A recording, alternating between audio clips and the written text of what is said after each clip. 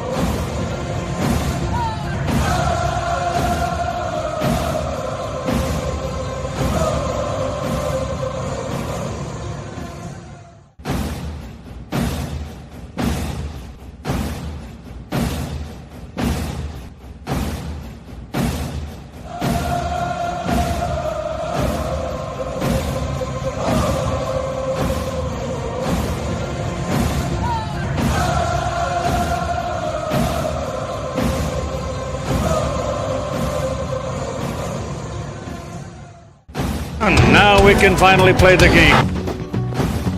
It is the third Saturday. Hyperbole is done. Now we can finally play the game. It is the third Saturday in October, and the show is on one more time in Knoxville, Tennessee. We are live in Tallahassee, the capital of the great state of Florida. There's no law against scalping tickets in this part of the country, and premium prices have been paid. That's Desmond Howard going in motion on second down and 5 for Michigan, playing on real grass at Michigan Stadium. Throw it to the sideline. It is intercepted. Florida State was sitting and waiting for it, and Terrell Buckley has scored a touchdown. How do you do? 56-yarder. It's got, no, does not have the leg. And Chris Davis takes it in the back of the end zone. He'll run it out to the 10, 15, 20, 25, 30, 35, 40, 45, 50, 45. There goes Davis. Oh, my God. Davis is going to run it all the way back. Auburn's going to win the football game. Auburn's going to win the football game. Oh, the band is out on the field. He's going to go into the end zone for the play. The most amazing, sensational, dramatic, heart-rending, exciting, thrilling finish in the history of college football. California. It's thrown out. He's going to go deep. And I mean deep. And I mean touchdown, Florida. Tyree Cleveland in a miracle finish. A Hail Mary that's full of grace for the Gators. Gets it. Does escape. Saquon Barkley in the clear. Still going. Saquon Barkley. Oh, the way to the end zone. Electric. 79 yards. It's a 31-30 game, and what does Nebraska do? I have not seen the kicker come on the field, and I don't think he's coming on the field. Tom Osborne made this decision a long time ago. He's decided to go for two and take his shot at winning. I commend him for it. This is for the national championship for Nebraska.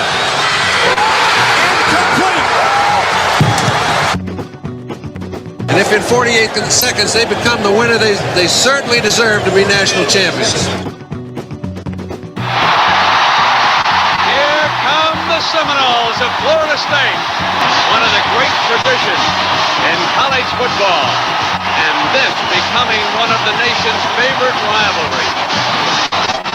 It's a battle for bragging rights and recruiting advantages in the state of Florida as the Gators come calling, and Chief Osceola ready to get it started. College football,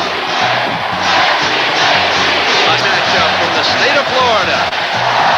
The Gators against the Seminoles on an overcast day in Tallahassee.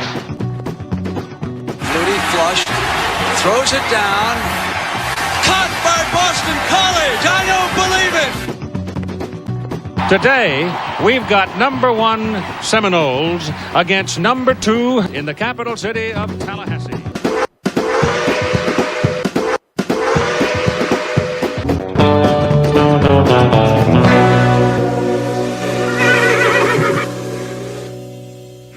Armchair quarterback, he's kind of fun and he's kind of fat. The all-American man with a cool one in his head.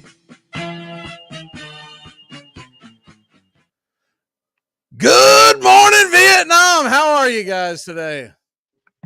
I'm ripping and roaring, ready for this last Saturday of college football. How are you, Doug? I'm doing all right. You sure, man? You sound like you got your head in the oven. What's going on? I just had to work last night. That's all. Oh, you had to adult? Gotcha. Yeah. All right. Well, I'm gonna go ahead and pull the screen up for the college football slate, and of course the big one. We'll go ahead and get into it off the jump. Let me get that comment off the screen. We've got the big one of the day. I think I'm going to change the look of the screen here for a second. I don't necessarily think that necessarily shows the whole 9 yards. All right. Ohio State, Michigan, noon kickoff. We're less than 60 minutes away. So I want to dive into this one first because it's the one that everybody's got their eyes on. And right now, Michigan is a 3-point underdog. It's been going back and forth. It was 3.5, 4 most of the week. Now it's down to 3. Tells you a lot of money is coming in on the Ohio State University. Stephen, what are your initial thoughts on this game? How can Ohio State get a win? How can Michigan get a win? I mean, like the one thing that's been standing out to me is Ohio State's been getting hot and kind of clicking in all cylinders at the right time, and it's kind of been in the opposite for Michigan. You know, like their offense is kind of struggling a little bit. They've got some injuries on the offensive line. I think for like Ohio State's definitely going to have to score boatloads of points to be to safely win this game, and then Michigan is just going to be about really getting the run game established and really winning the time of possession game, keeping that Ohio State offense off the field. Which way are you leaning right now? We'll do our predictions at the top of the hour, but which way are you leaning right now as we speak? I'm leaning the Ohio State side. There's just too much firepower on that offense. So are you leaning the over as well? I don't have it on the screen, but it was right around 45.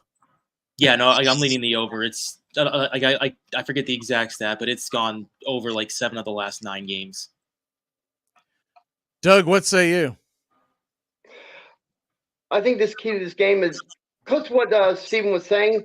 I mean, what I'm seeing this week is I want to see how Ohio State's defense is playing. That defense is playing really well. It's one of the best defenses in college football.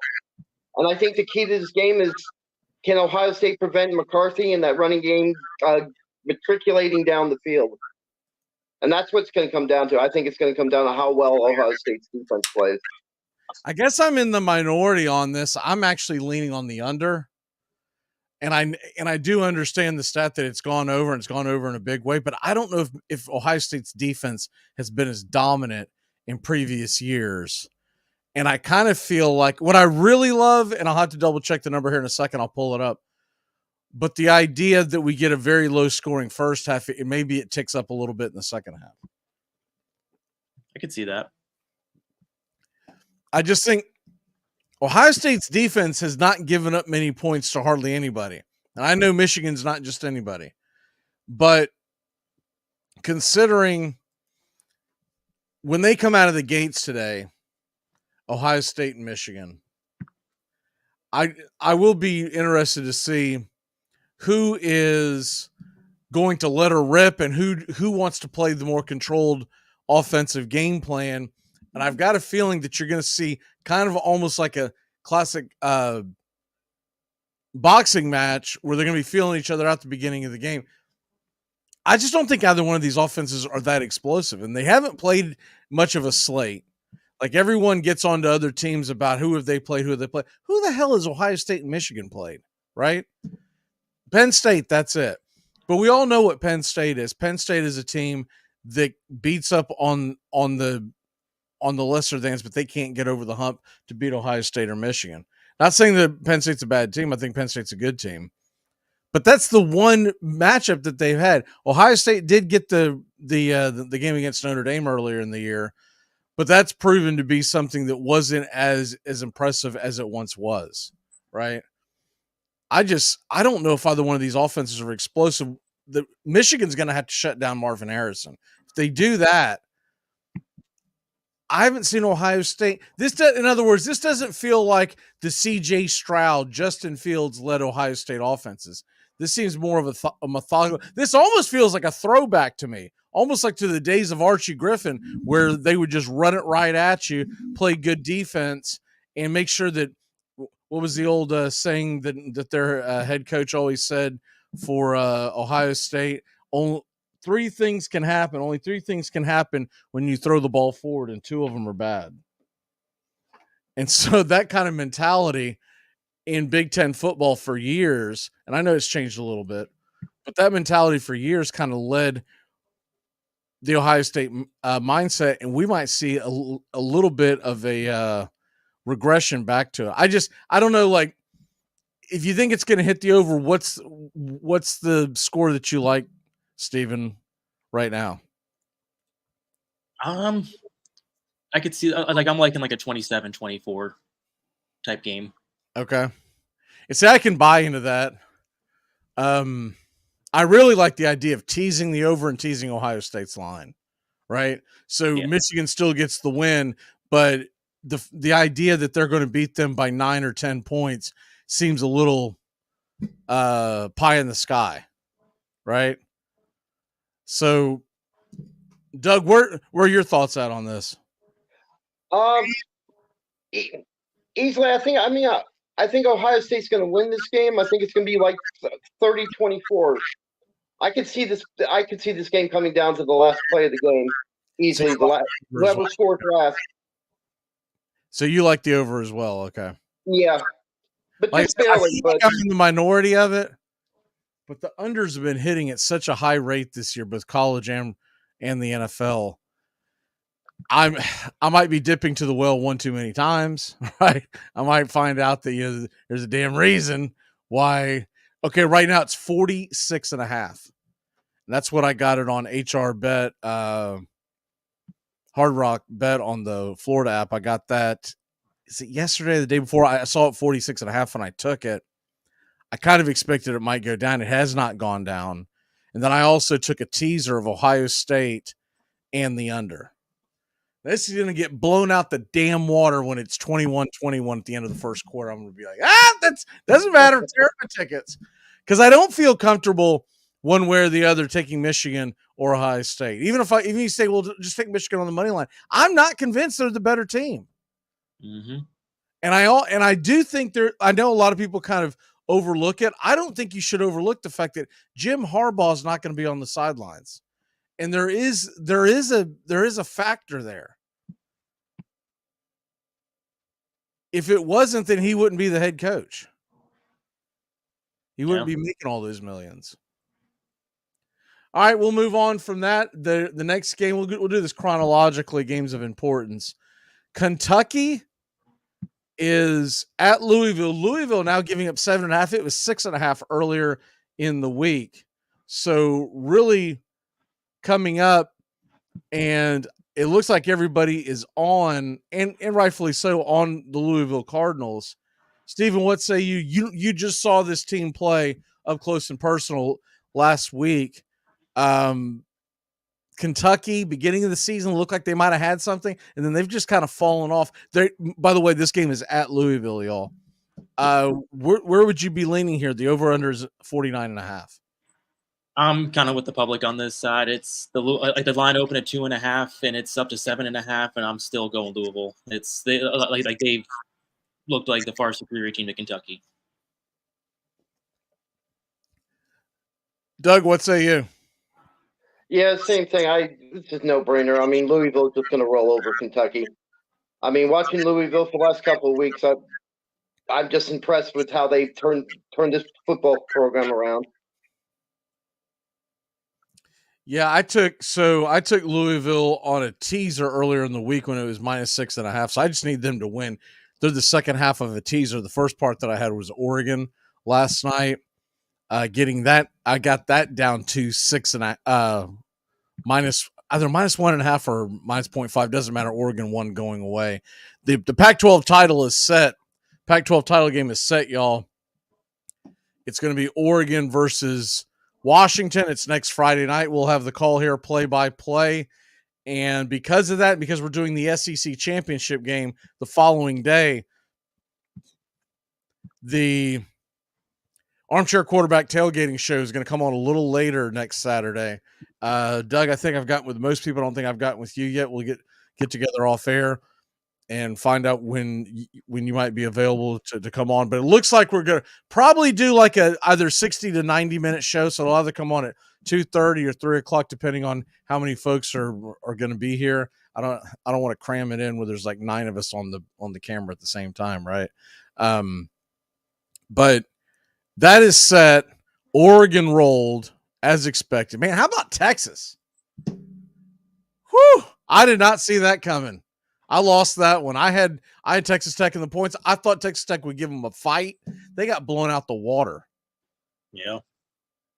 And we got what's that, Doug? Oh, I said that was just hard to watch. And we also have had a Manning sighting for the first time.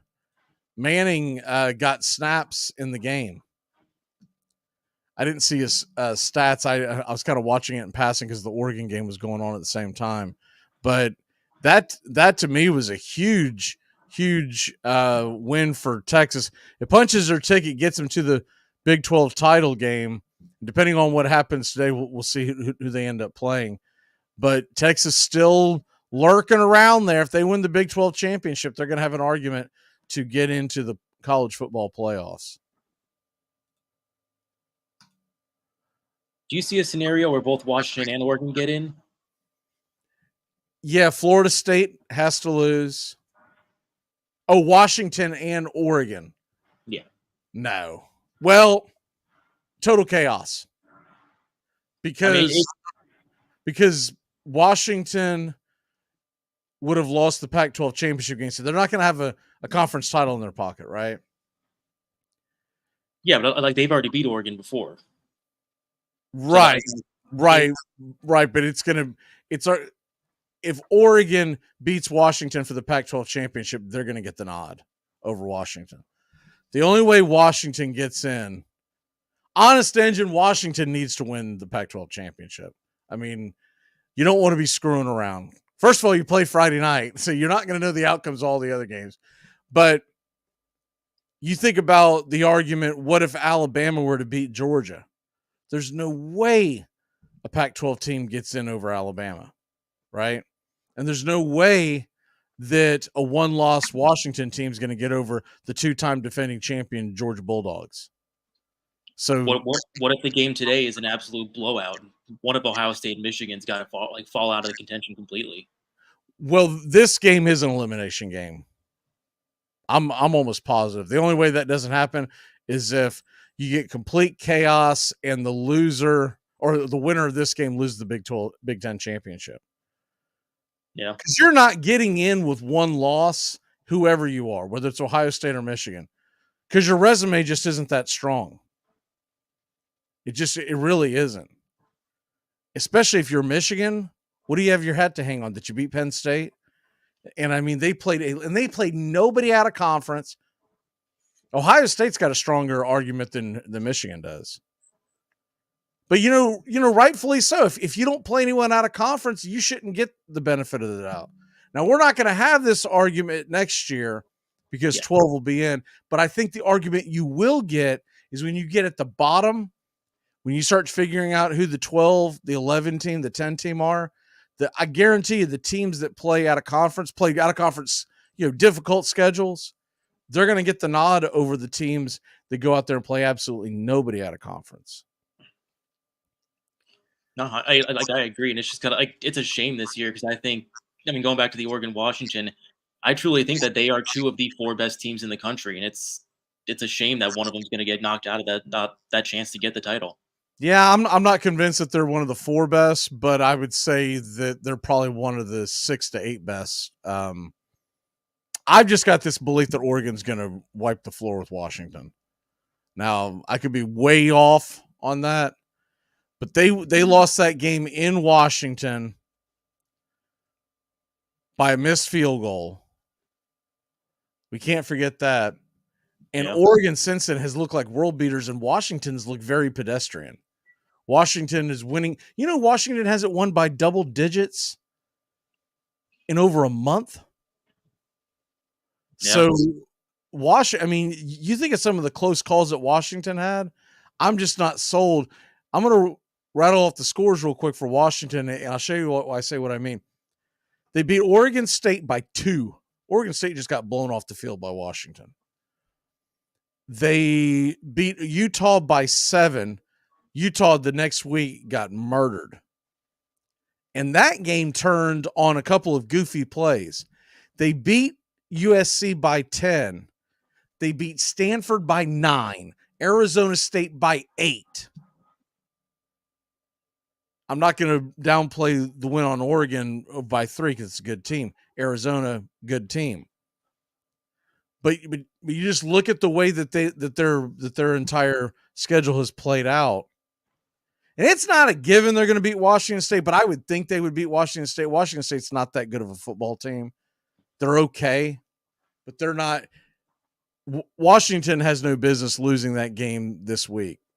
The only thing you could see it happening because it's a rivalry game, and Washington doesn't have a lot to play for as far as they've already punched their ticket to the the Pac-12 championship game. Yeah, but they're a 15.5-point favorite. And the Apple Cup is usually a dicey game. But for Washington and Oregon to get in, here's the scenario you would have to have. Georgia has to beat Alabama, right? They just have to. I'd say the winner of today's game probably needs to lose the Big Ten championship. Florida State needs to lose either Florida today or to Louisville next week. I mean, are they true? Like, is Florida State truly in contention with Jordan Travis gone? Yeah, absolutely. They're undefeated. Oh, I know, but I mean, it's an undefeated team without the player that helped them to get there. Okay, so is this bowling? Is this tennis, or is this football? Because for last time I checked, it's a team sport, right? Oh, I know, but I mean, so you take a team like Georgia when their best player Bowers went down. No one questioned whether or not if Georgia continued to win, whether or not they would be in. Because a quarterback's a completely different position. You lose your starting quarterback, it's good. Like it changes. But it doesn't matter. The team. It honestly doesn't matter. Undefeated Power 5 champion is punching their ticket. Whether people want to like it or not. This is a season-long championship. This isn't who's got, because if you do that, Steven, then I can tell you right now, Miami can go ahead and just shut down their program, because every year we're going to put in Michigan, Ohio State, Alabama, Georgia, because we're just going to put the best NFL rosters in. What I meant is, you're putting the 4 best teams in this playoff, like without Jordan Travis. No. This isn't a power ranking. This is not Vegas. We are putting the 4 most deserving teams in the playoff. And a Florida State team that will have at that point beaten a top 10 Louisville team, beaten LSU, who's no slouch, beaten Miami, who's decent. They're not great, but they're a decent football team, who will have beaten Florida, which is an SEC squad. It's not up to Florida State to get Florida to run their program correctly. Florida State is in if they went out, and that narrative is coming from the SEC heads, because when it all comes down to, they're all trying to figure out a way to get Alabama and Georgia into the playoffs. But I hate to break it to them, the biggest way for Alabama to miss the playoffs is if Florida State goes undefeated. Florida State goes undefeated. Washington goes undefeated. Texas wins out, because you're not getting it over Texas. Texas beat you. And then, of course, the Big Ten champion goes undefeated. We won't get any SEC teams in. And whether they like it or not, that's just the way the cookie crumbles. But you can't ask a team to do any more than what Florida State's done already. Now, with that being said, I'm not convinced that they're going to win tonight. I'm not convinced that they're going to go in and beat Louisville in the ACC championship. We're going to have to see what Tate Rodemaker can do. But this is the test. If Tate Rodemaker gets the win, that's the test. If he doesn't get the win, Florida State's out. They're out. They have no argument. There's no way in hell. I mean, there's not enough games on the schedule for the whole thing come crumbling down. There was an argument earlier in the year after the big win against LSU that I thought, okay, if they were to lose to Clemson, but Clemson ran the table, and then Florida State beat them in the ACC championship game, Florida State could get in, but they would need some carnage. This is one of the few rare years where we don't have a lot of 2 and 3 loss teams. There's a lot of undefeateds and 1 loss. It would have been a perfect year for them to start the 12-man playoff this year. And you watch next year, it's going to end up being, we're going to be struggling to find that 11th and 12th team. But I don't see, I mean, how could you possibly put a 1-loss Washington team over any of the teams that I just mentioned? Undefeated ACC, undefeated Big Ten, whoever the hell wins the SEC. It's just, I don't see any way that it happens. They have to have full carnage. So I guess to answer your question, what Washington needs to win out if they want in. If they don't win out, we'll see you in the Rose Bowl. And you also have to look at something too. Strength of record, Florida State's number 3 in the country. So there's something to be said about that. I know people don't believe the ACC's. The ACC's actually kind of up this year. I think that's both. Yeah, you got FSU, you got Louisville, against North Carolina's ranked. But yeah, I mean, it's kind of weird that the ACC's up with Clemson so far down. But that's why Clemson's. The perception is that they're down. They're just playing better teams this year. And granted, they're not getting the quarterback play they've had in the past, right? There is no Deshaun Watson standing back there. There is no Trevor Lawrence standing back there. It'll be an interesting test. Clemson at South Carolina. Clemson's giving up 7.5 points in Columbia. South Carolina needs the win to get bowl eligible. Mm-hmm. But I've got a feeling that Clemson is licking their chops. Because remember, they lost to South Carolina last year and it ruined their season.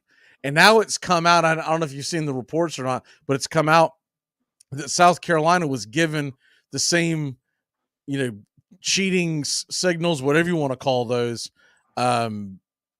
supposedly from Michigan to South Carolina to help beat Clemson because they wanted Clemson out of the way for the playoffs.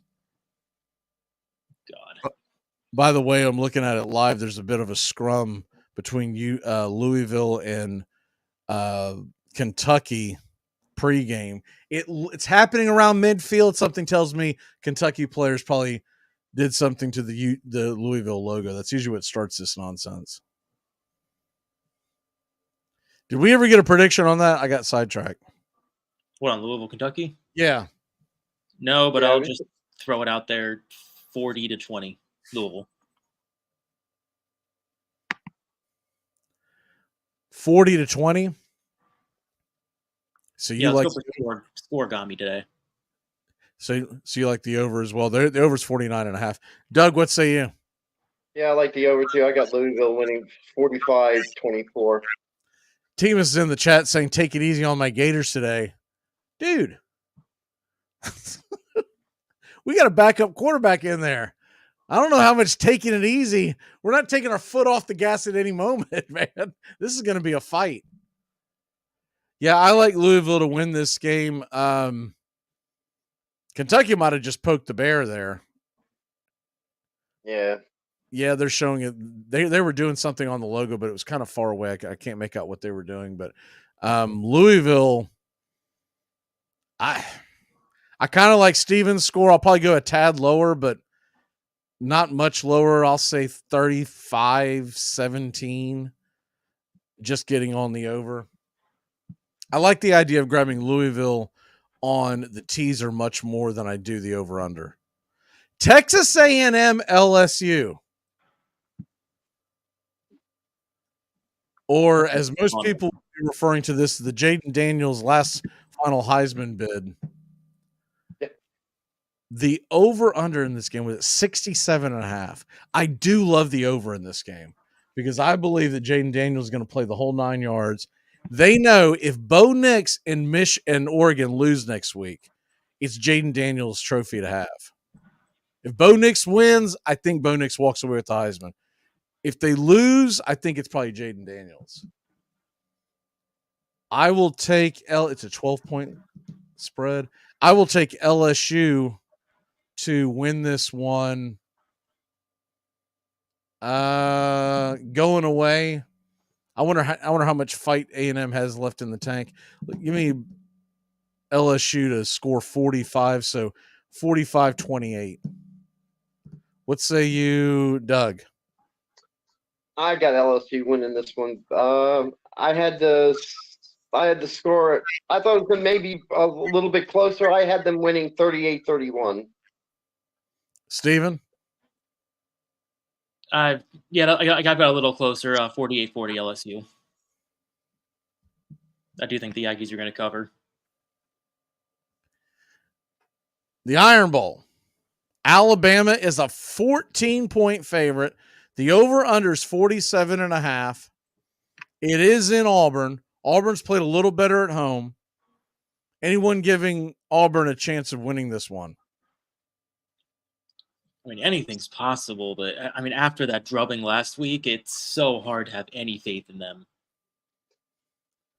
Yeah, I agree. I just always think of this game, especially home in Auburn. I still remember the return 6 against Alabama with Auburn beating Alabama. So it's anything weird could happen in this game. But no, I got Alabama winning this game though. Yeah, I figure Alabama's going to pound them. The one thing I'll say about Auburn, A, rivalry game. B, they're at home. And C, they may very well have lost that game in the fashion that they did. They might have been looking ahead.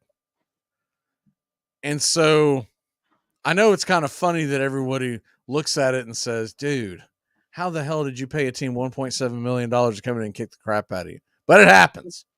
It happens for sure. Alabama, I think it'll be a lower scoring game. I'll give Alabama to win this one 27-24. 27-14. I'm a little nervous taking Alabama minus the points.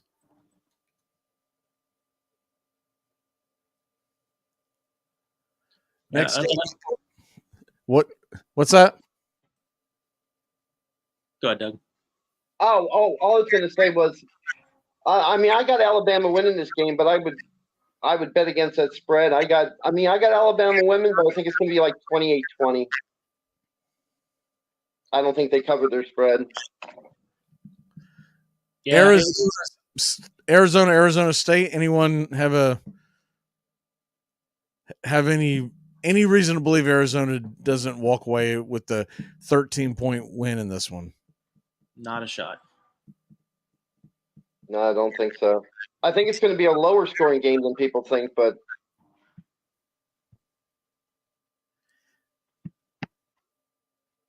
Oklahoma State, 17-point favorite against BYU. That one is tempting. BYU getting 17 points. Remember, they just lost to Oklahoma by a touchdown. Yeah. Now, that was at home. They tend to play a little better at home. Problem with BYU, they're incredibly inconsistent. Anyone willing to grab BYU in the 17? yeah, I would. I think this game's be a lot closer than people think. I don't trust Oklahoma to cover that spread at all. Yeah, I can buy them covering the 17, but I don't think it's going to be by much. Like they have just been atrocious on the road this year. They've already sewn up.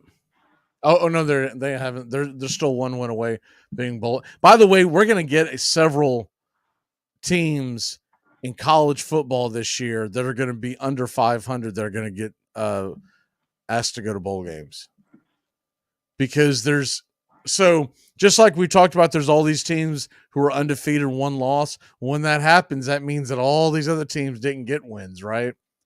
And they were doing the math the other day, and right now going into this weekend, I think they were 14 short of needing enough teams to be 6 wins or more for bowl games. And we've already seen a couple of them already lose this weekend. So I tend to like, so there, the thing is when your average Joe that sits down to make a bet, they look at a team with 5 wins, knowing they need 1 win to get the bowl game, and they think to themselves, well, man, I should take them because they're really playing for something. There are teams that just check the hell out and say, thank God this is our last game. I can't wait to get to the offseason. So just be careful with that mindset, because a team like, for instance, a team like BYU, where you think that they're really wanting to play for a bowl, that's assuming the entire locker room is bought in. And if it gets tough early, they're very quick to shut it down. And usually the teams that are on that cusp, that 5 and 6 type of thing, usually there's a lot of finger pointing going on. So the moment that the secondary blows a coverage, everybody's pointing the finger except at themselves. So it's kind of a tricky spot there. Just like the South Carolina Clemson game. You know, we kind of skated over that a little while ago. I'm not convinced that South Carolina wants to go to a bowl game. So let's go ahead and take a quick break. When we come back, we got stupid underdogs to get to. We've got our locks. We've got survivors. We've got a whole lot more. We'll be back in a flash here on the Armchair Quarterback Tailgating Show. Keep it locked in here on your radio affiliates and Braves Country Radio on YouTube. Well, the season's finally here. The Armchair Quarterbacks are back. Saturdays, 10 a.m., you'll be tailgating with the Armchair Quarterbacks. Mac Magee, Joey and Tones, and the rest of the Armchair Quarterbacks live, 10 a.m., Saturdays this fall. Talking college football, SEC, ACC, Big Ten, the NFL, fantasy football advice, and our picks against the spread. Right here on Braves Country HD, 99.1 FM, WQEE. Yeah, the Armchair Quarterback. Are you looking for a reliable dental practice that not only cares about your teeth, but is friendly to work with? How about one that offers great deals and new patient promotions? Well, your search is over. Most Valuable Smiles in downtown Eatonton, Georgia is committed to giving you the biggest and brightest smile. Right now, get a $99 new patient special, including x-rays and exam. Maybe you're looking for veneers. Most Valuable Smiles veneer special includes 1 free veneer with every 5 purchased. Or get that bright white smile you've always wanted by taking advantage of an exclusive $100 off Zoom whitening treatment when you book today. And don't forget that 2022 is almost over. That means most insurance policies will reset by the new year, and to avoid losing that extra money, you need to use it or lose it. Book an appointment today with Most Valuable Smiles in downtown Eatonton to lock in these exclusive deals. Call 706-623-0318 or visit mostvaluablesmiles.com. Enjoy sun-drenched days, epic stays, and plenty of room to roam in Greater Fort Lauderdale. Our hotels, attractions, and restaurants have taken the Visit Lauderdale's Safe and Clean pledge, so you can relax and explore with confidence. When you're ready for that well-deserved staycation, our 23 miles of golden beaches await. Find wide-open spaces to hike, bike, kayak, and paddleboard. Visit your favorite attractions, then dine out in style in dining rooms or al fresco on waterfront patios. Learn more at sunny.org. It's time to live, laugh, and create memories again with MSC Cruises. Join us on some of the world's most modern and innovative ships. Discover again at our new private island, Ocean Key MSC Marine Reserve, named Best New Cruise Destination. Cruise the Caribbean and Bahamas from Miami or Port Canaveral. Book now with free balcony upgrades and flexible booking changes. Call your travel advisor or visit msccruises.com. Restrictions apply. MSC Cruises, a world of discovery. Whenever I bring home Entenmann's Little Bites muffins... Little Bites? That's right, sweetie. Can you just give Mommy a minute? I love Little Bites! I know you do, but we're doing a commercial right now, okay? Got it. As I was saying, whenever I bring home you-know-what, you-know-who gets pretty excited. And so do I. Little Bites muffins are made with real ingredients, no high-fructose corn syrup, and are baked moist and delicious. I love Little Bites! Here you go. Yes! Entenmann's Little Bites muffins. The perfect portion of happiness. It's the best in sports and entertainment, and get locked in and locked down with Rhino Radio Penitentiary, 7 a.m. to 10 a.m. with your host, me, Ryan O'Neill, each and every morning right here with best in sports and entertainment, all the way from professional sports to college sports to River Dragons hockey and everything in between, including some of the very best local and national guests. It's the Rhino Radio Penitentiary, 7 a.m. to 10 a.m. Monday through Fridays right here on 99.1 FM WQEE.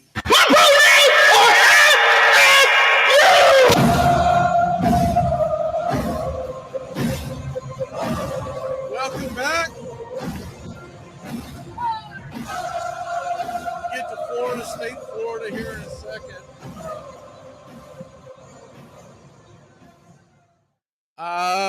Steven, we got to get our survivors out of the way. So it's down to you, Joey, Tones, and I. Bobby got knocked out. He had Washington last week. Ooh. Wow. Yeah, I know, but I mean, hindsight's always 20/20. I think a lot of people were on that one, don't you? Yeah, I mean, it was a complete shocker. I don't think anybody saw that coming. Yeah, well, and it's funny because they've been praising DeVito's. They have been singing DeVito's praises in New York all week. He didn't do anything. It was the defense. It was a bunch of turnovers.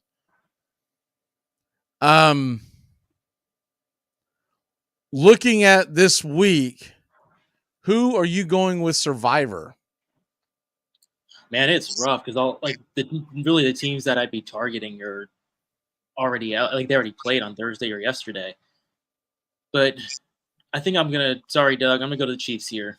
They're going into Las Vegas, and yeah, this is usually a good spot for Kansas City. So you're gonna take Kansas City on the Survivor.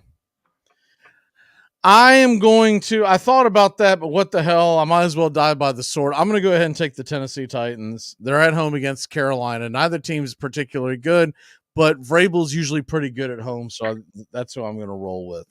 I got the boy. Let's see, where are they at? Tones is going to take San Francisco, and Joey is taking. So he won, is what you're saying? San Fran already played. He did send that to me before that game. I didn't even pay attention to that. He sent that to me on Thursday morning. Okay. If I would have been paying attention to the fact that he was picking a game before our show, I would have said something. But now, okay, so I got to give him credit. He Tones took San Francisco and he got the win, and Joey is taking the Titans. Oh, it's a good thing I didn't take them. That was my other pick. Yeah, so if the Titans lose, it'll be you and Tones left over. By the way, that video that I sent you and Sean, did you get a chance to look at that? The Larry Bird's grandson? Is that actually his grandson? Yeah. Jesus. I was like, what the heck? He looks like Steph Curry bombing shots from, half court. Who knows how tall he's going to be. I don't know which side. I don't think his last name is Bird. I think it's probably like his daughter. Okay. But man, he was out there just bombing shots. I think they said class of 2033. I don't know if that meant college class or high school class, but regardless, man, that's going to be something to watch. All right, so we move on from that. We go to the stupid underdog picks. And I don't have the only thing that I have pulled up is that I covered Doug actually won his stupid underdog. It was just 2.5 points, and everybody else spit the bet. Mm-hmm. So, Steven, I'm going to assume that it is your turn to go first. What is your stupid underdog for this week? I'm just kind of throwing a Hail Mary at this point. Give me Stanford. I believe they're plus 27. Got Notre Dame coming into town. I like they're not really a good team, but I think they're ready to play spoiler. Who's Stanford playing this week? Notre Dame. Oh, that's right. That's right. In Stanford. It is in Stanford. Okay. Only reason I'm taking it. What's that? That's the only reason I'm touching it. If it was in Notre Dame, I'd be running away. It's not a terrible, dart throw. They are a home team. If you're going to take a wild underdog, to me, it's always best to try to find one that's at home. I've kind of got to have to go for a dart throw as well. Man, there's some lean. Oy vey. Go Georgia Tech. Do it. I just don't think Georgia. Well, I don't hate the Georgia Tech one. I just seriously doubt that's the one that's going to come in. Yeah. You know what? What the hell? Give me Auburn. 14 points. If they do pull off that upset, that would put me right up there at the top. So I'll go ahead and take Auburn on a dart throw. Doug, what say you? Y'all gonna kill me. The game I'm taking today is I'm taking the UOB Blazers to beat North Texas by 2.5. UAB? Yeah, the Blazers. What time is? Oh, here it is. It's a 1.5 point spread. Oh, it's a 1.5 now. Yeah. It was 2 when I read it.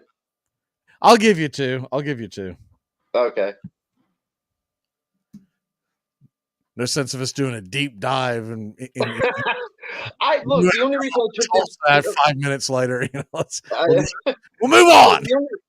The only reason I took this game today is one of my clients. He's almost 100 years old, and her and her husband are both graduates of UAB. So, and I've talked about this show to them when I go over to their house. So, gotcha. I told them I'd mention their team today. That's all. If I was a little closer to Joey, I would have taken a little more of a sane pick. Honestly, Florida's not a bad one, but 6.5 is not going to get me there. So let's. All right, time for our lock of the day. This one ought to be interesting. See what happened last week. I'll get all everyone's stats caught back up by next week. But I lost. I covered with Northwestern. In fact, they won outright. Yes, Steven lost. Joey covered. He had Green Bay. Tones did not cover. Yeah, man, he missed it by a point on the over on the Minnesota-Denver game. I almost got a crazy beat to win mine. I had the Lions, and they almost got that defensive touchdown with like 30 seconds left, but ended up being a safety. Louisville was Doug's pick, and he got the win. I feel like I left one out. Bobby had the Steelers, and he lost that one. So, Doug, you went last for everything else. We'll go ahead and give you first pick on the locks. What you got?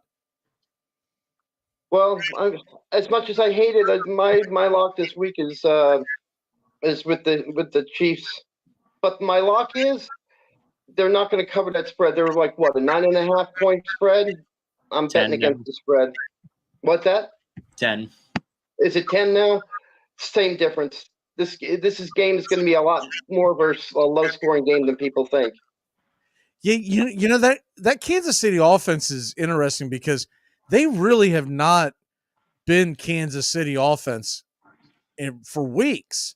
If you look at their point total, the only point total where they had a higher scoring game, I think they scored 31, was against the terrible Chargers.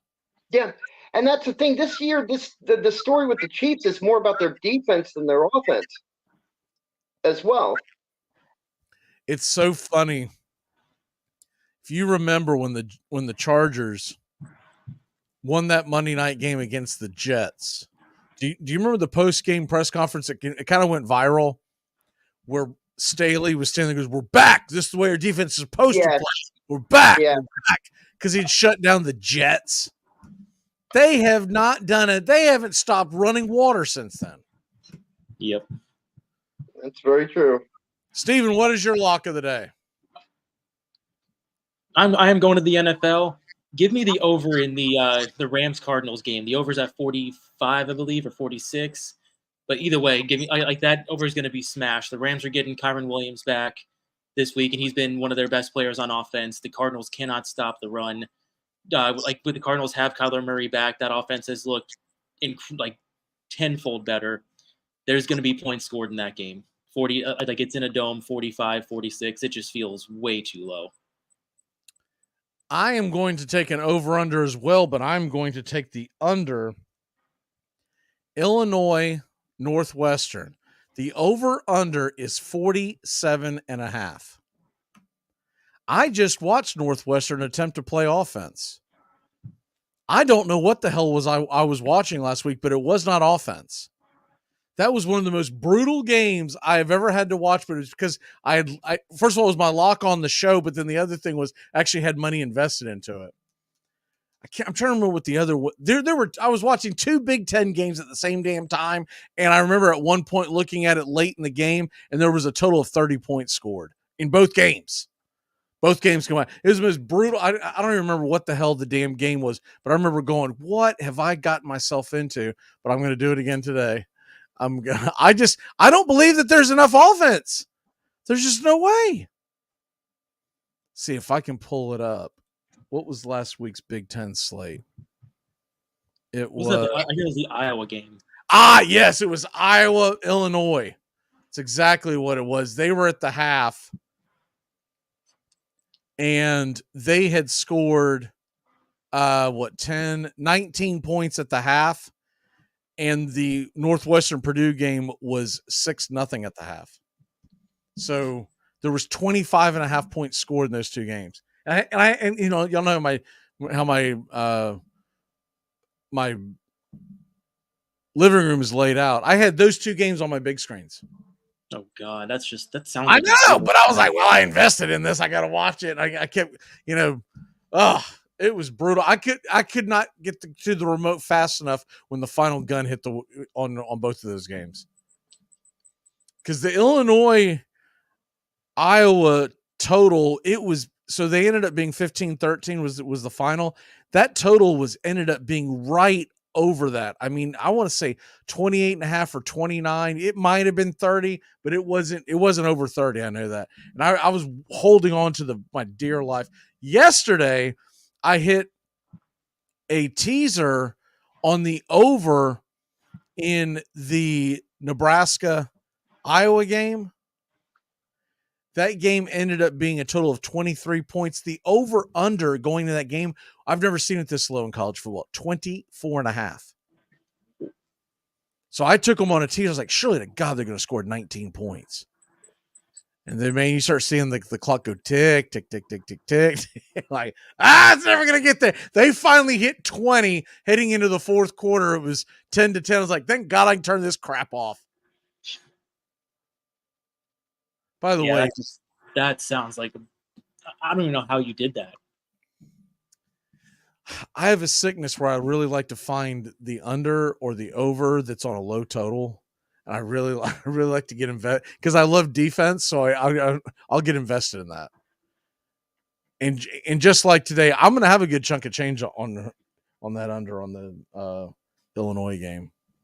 By the way, speaking of that Hard Rock Bet app, have you noticed that a lot of the times they won't let you take a same team teaser or same game teaser? I don't get that. I don't either.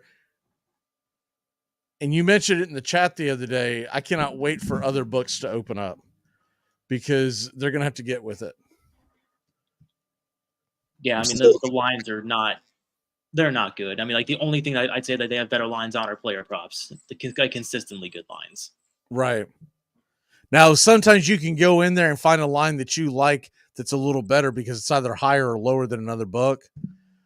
But I'm not going to throw away my Bovada book because I like price comparison.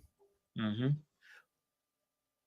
But Bovada, I'll tell you one thing about Bovada. If anyone ever, interested in looking for an offshore book, I'll put a link in the chat for a bonus. Bovada, their live betting is incredible. I love their live betting, and they give you much better odds than most books do on teasers. The teaser line on a Hard Rock is awful. Yeah, I think it's like 13-10 for a 6-point teaser. That's asinine. Yeah, I'm trying to think of what the actual. Let me see. I'm gonna go ahead and put the. There's the promo code if anybody wants it. It gets you. I need to look at it again, but I want to say first time sign up. It gives you. It's like 150 or 200% sign up bonus, something like that.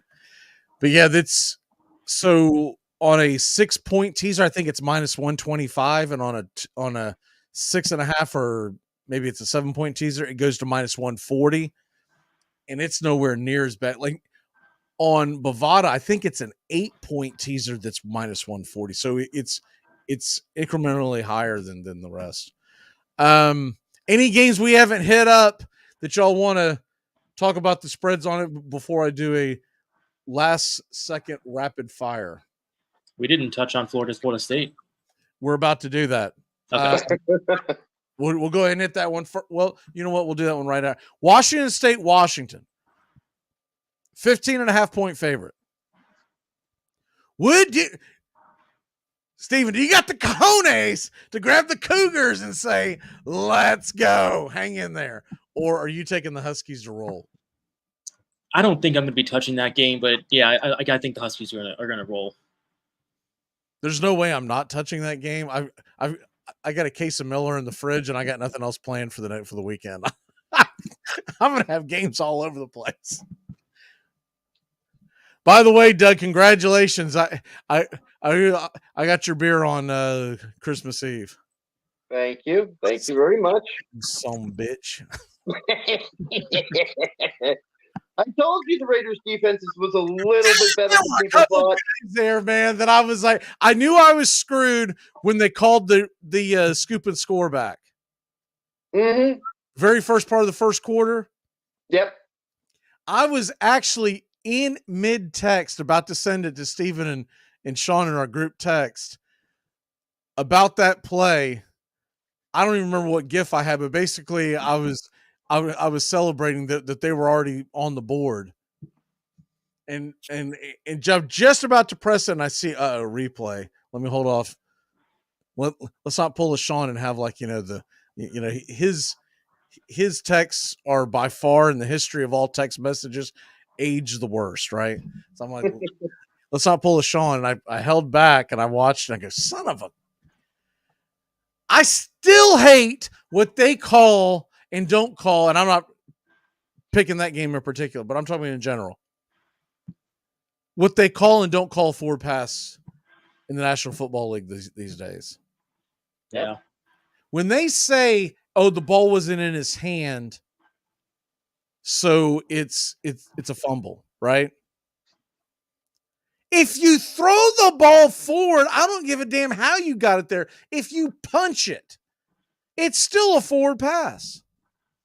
Yeah. I hate that rule. I don't even know why they started that right. I think everything just goes to them, coddling the quarterbacks. But anyways, Florida State, Florida, Washington State. Give me a score on the Cougars and Huskies, Doug. What's the over? 34-20. Huskies win. Yeah, I'll stay in that same range. I'll go 37-20. I think Washington State scares them a little bit. I almost took that as my stupid underdog, but because they were on the road, I went with Auburn. Give me Washington State to just put a scare into them. I don't think they're going to get them, but it'll be an old-fashioned scare job. 40-35. Florida State, Florida. The Seminoles are a 6.5-point favorite. The over/under is 48.5. Both teams are limping in with backup quarterbacks. I know they're really big on Max Brown at Florida. Florida State feels pretty good with Tate Rodemaker going into that game.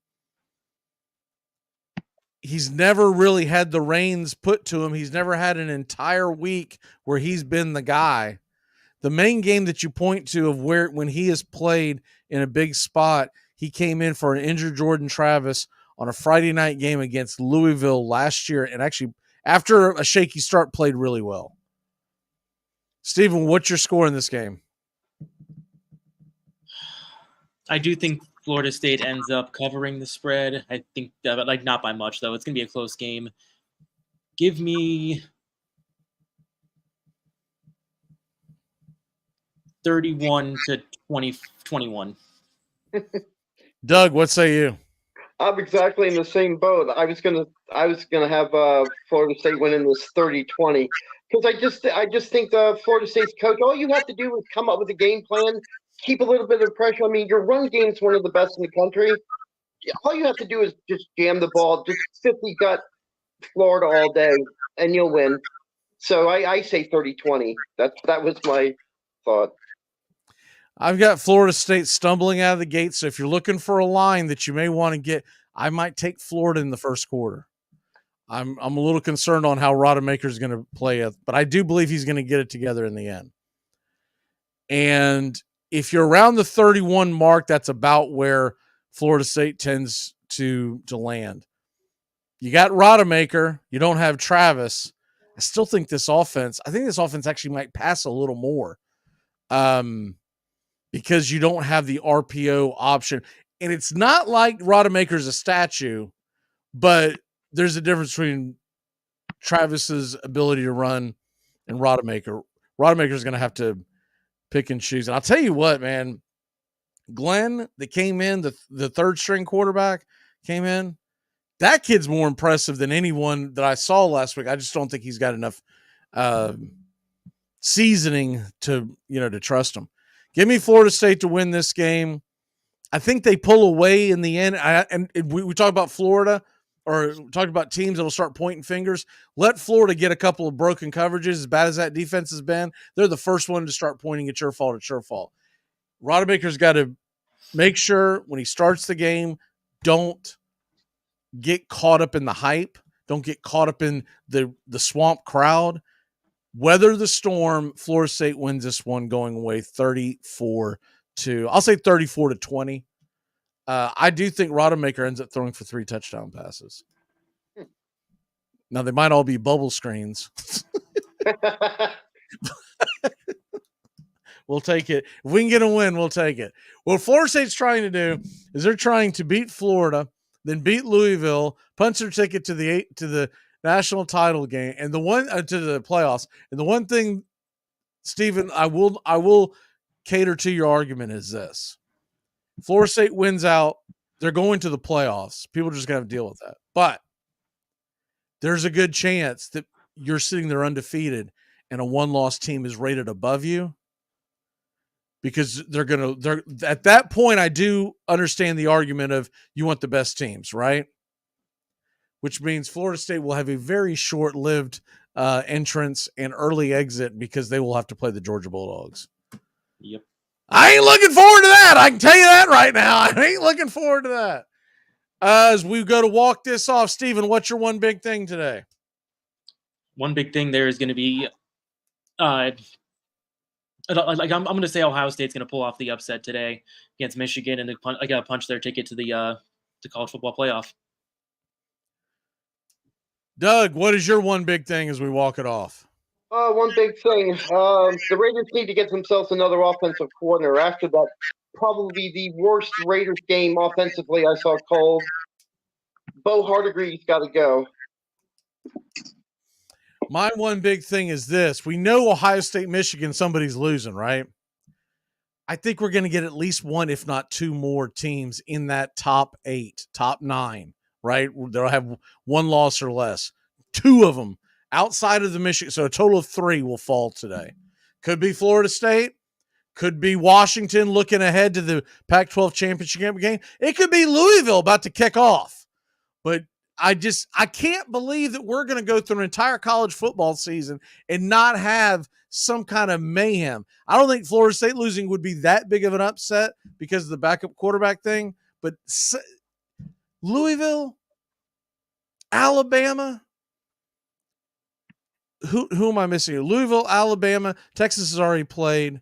Washington, Florida State. A couple of these teams are going down. You can't do this. Oh, by the way, did I give you my lock? I did give you my lock. The other game that I do like tonight, if you like one, looking for one, North Carolina State is an underdog at home, 8:00 Eastern on the ACC network. They're going to beat Drake May and the boys. NC State, book it. Y'all have a great one, guys, and we will see y'all. Team has said I miss your Ohio State, Michigan predictions. As far as Ohio State, Michigan, I've got Ohio State in the points. I think y'all both took Ohio State in the points, right? Mm-hmm. Yeah. Yep. I like Ohio State in the points over just about anything else. All right, y'all have a great rest of your day, and good luck to your team unless they're playing the damn Seminoles. Go Noles, baby! Beat them dirty Gators.